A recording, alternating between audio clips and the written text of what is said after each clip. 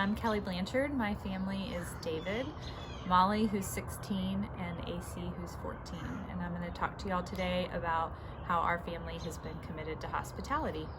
So David and I are wired pretty differently. We have, however, found a way to stay on the same page about hospitality despite our social capacity differences.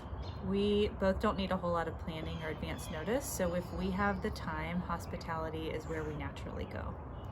This often looks like me realizing we have no plans for Friday night, sometime on Thursday afternoon or even on Friday morning, and shooting him a quick call or text and saying, who should we have over?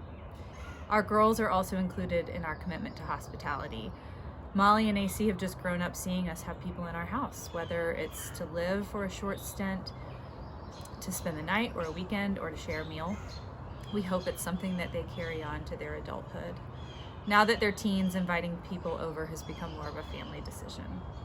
I used to feel like I had to do it all when I hosted people, which left me with a long day of prep followed by a late night of cleaning up, which left me less likely to get the umph up to have people over. So while it's still fun to throw a fancy dinner party from time to time, I didn't want the work side of it to keep us from having people over. So we found a bunch of ways in which we've lowered the bar and have found that people just like to be invited over, no matter what the food or the attire or even the condition of my house is like. We always have a few frozen pizzas around, for example. Charcuterie is also one of my favorite things and has turned out to be a pretty trendy way to entertain right now. I love grabbing a bunch of cheeses and meats and fruits and nuts and just making them look nice on a big long platter. It's nice to invite people over and share that with a glass of wine, and we don't even have to center it around a meal.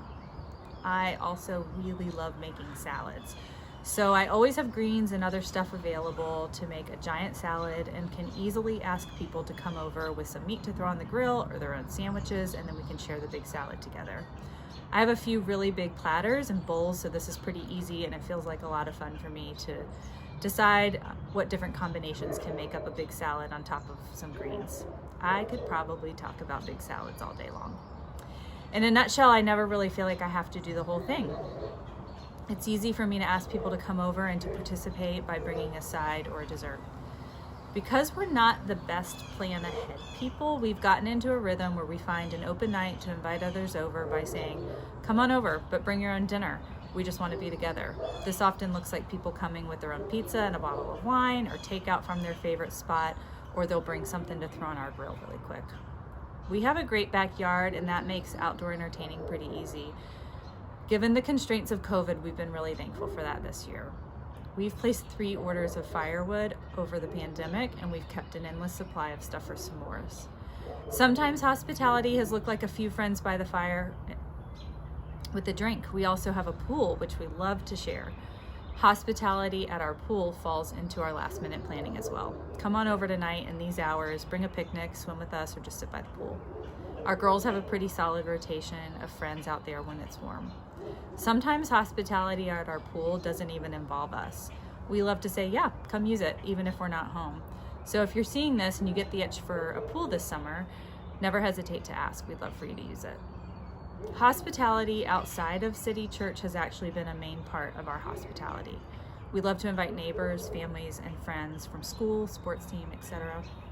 We've never placed limits on who we want to have over.